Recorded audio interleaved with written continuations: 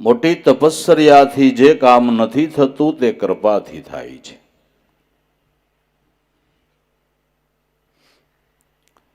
વિશ્વામિત્ર પહેલેથી ઋષિ નહોતા, રાજા હતા. રાજા એક લશ્કર લઈ અને નીકળ્યા અને વશિષ્ઠ મુનિની પર્ણકુટી ઉપર જરા ઉતારો કર્યો, નમસ્કાર કર્યા.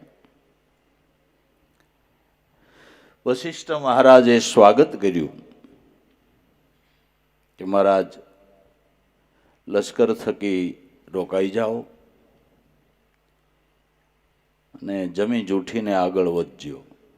એટલે વિશ્વામિત્ર રાજા વિચારવા માંડ્યા કે આ એકલા જ ઋષિ અહીં બેઠા છે, મારું આવડું મોટું લશ્કર, અને એને જમવાનો આગ્રહ કરે છે તો આ શું કરશે, કેમ જમાડશે?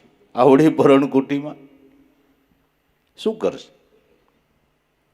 એટલે જોવાને ખાતર વિશ્વામિત્રએ આ પાડી કે આપ કહેતા હોય તો રોકાઈએ, પ્રસાદ લઈએ. જોવા ખાતર શું કરે છે કે ભલે રોકાવ. રોક્યા, પણ થોડી વારની અંદર જેવડું લશ્કર હતું એના માટે ઉતારા, એની બેઠકો, જમવાની વ્યવસ્થા બધું ગોઠવાઈ ગયું.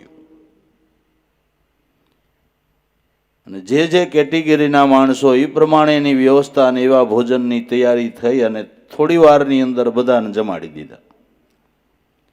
એટલે વિશ્વામિત્ર વિચારમાં પડી ગયા કે મહારાજ આ હું બધું. એટલે વશિષ્ઠ મહારાજને કહે છે આ હું બધું. એટલે વશિષ્ઠ મહારાજ કે હજી આ કાંઈ નથી,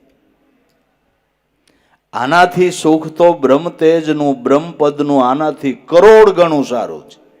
હજી આ તો કાંઈ નથી, આનાથી કરોડ ગણું બ્રહ્મપદનું સુખ છે. અને આને લાગી ભાઈ કે ગમે એમ કરીને બ્રહ્મતેજને પ્રાપ્ત કરવું. તપશ્ચર્યામાં લાગ્યા, ભગવાનની ઉપાસના કરી.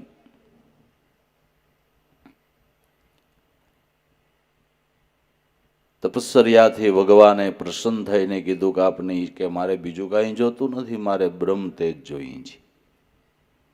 અરે એ સિવાય બીજું કાંઈ માગી લ્યો. એટલે વિશ્વામિત્રએ એની હામુય ન જોયું, પાછા ભજનમાં લાગી ગયા. હામુય ન જોયું.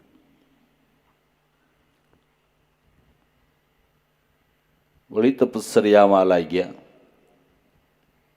ભગવાને જાણ્યું કે આને બ્રહ્મતેજ સિવાય બીજું કાંઈ જોતું નથી. પાછા વળી એમ કહેવાય છે કંઈક 60,000 વર્ષની તપશ્ચર્યા. ભગવાને પ્રસન્ન થઈને કીધું આપના ઉપર હું પ્રસન્ન છું, જે જોઈએ તે માગો. કે મેં કીધું ને મારે બ્રહ્મતેજ જોઈ છે. કે તથાસ્તુ. પણ જ્યારે વશિષ્ઠ તમને બ્રહ્મર્ષિ કહે ત્યારે તમે સાચા તમને સાસુ બ્રહ્મતેજ અને પ્રાપ્ત થાય તમને. એટલે તરત જ તપમાંથી ઉઠીને વશિષ્ઠ મહારાજ પાસે જાય છે, એની સભામાં. એટલે આવકાર આપતા વશિષ્ઠ મહારાજે કીધું પધારો પધારો રાજર્ષિ. કે આટલું તપ કરીને આવ્યું, ભગવાને મને હા પાડીને આ મને રાજર્ષિ કે બ્રહ્મર્ષિ કહેવાને બદલે. તપ કર્યું હતું પણ રાજર્ષિ ભાવથી હું પણ વશિષ્ઠની જેમ બ્રહ્મતેજ મેળવું, અહમ જરા. વશિષ્ઠ આરે વાદ શરૂ થયો. એમ કહેવાય છે કે અમુક એના પુત્રો મારી નાખ્યા ને એવું બધું કર્યું.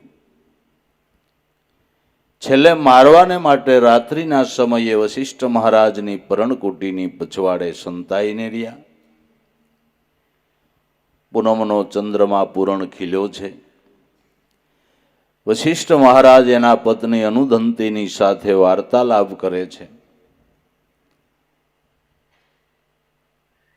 અને અનુદંતીએ પૂછ્યું કે મહારાજ આ ચંદ્ર કેટલો ખીલ્યો છે, સોળે કળાએ કેવું અંજવાળું પાથરી રહ્યો છે.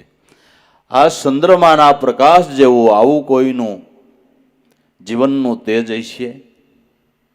એટલે વશિષ્ઠ મહારાજ કે ચંદ્ર કરતા ઘણું બધું તેજ વધારે વિશ્વામિત્રનું છે. પણ થોડોક એનો રાજર્ષિ સ્વભાવ નડે છે. એ જો મૂકી દે ને તો ચંદ્ર કરતાં પણ એના જીવનનું તેજ વિશેષ છે. પણ એનું રાજર્ષિપણું આડું આવે છે. એ રાજર્ષિપણું ટાળવાને માટે, વારે વારે એનું અભિમાન ઓગાળવાને માટે દેવસભાની અંદર બ્રહ્મર્ષિ કહેવાને બદલે હું એને રાજર્ષિ કહું છું. એને સમજાતું નથી. એને આપણો આટલો અપરાધ કર્યો છતાં મારે એનું તપ નિષ્ફળ ન જાય એટલા માટે મારે એને રાજર્ષિ કહેવા પડે છે.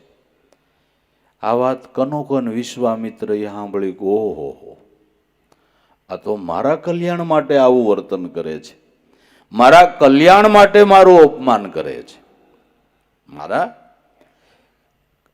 કલ્યાણ માટે અપમાન કરે છે. બલિરાજાને ભગવાન વામને છેતરો, પણ એના કલ્યાણ માટે છેતરો ને. નકર ખોટી છેતરપિંડી જ કહેવાય ને. શું કહેવાય? ખોટી, હાવ ખોટું જ હતું ને.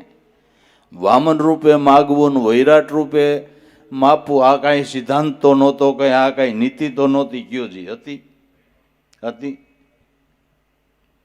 સેમ્પલ બીજું બતાવે ને માલે બીજો દે, માલે ખોટું જ કહેવાય ને. પણ એના કલ્યાણ માટે હતું ને. એમાં વામનને કાંઈ લાભ નહોતો હોય તો એના કલ્યાણ માટે, એના કલ્યાણ માટે. એટલે વિશ્વામિત્રને એમ થયું કે આ તો મારા કલ્યાણ માટે આમ કહે છે. એકદમ ધોળી અને ચરણમાં પડી ગયા. ગો મહારાજ, આપનો દાસ, મને માફ કરો. વશિષ્ઠ મહારાજે ઊભા થઈ સાતી સરખા સાપીને કે બેસો બેસો બ્રહ્મર્ષિ, બેસો. એવડું મોટું તપ, પણ જ્યારે વશિષ્ઠ મહારાજની કૃપા થઈ ત્યારે બ્રહ્મર્ષિપણું પ્રાપ્ત થયું. કૃપા યોગ છે, કૃપા યોગ છે.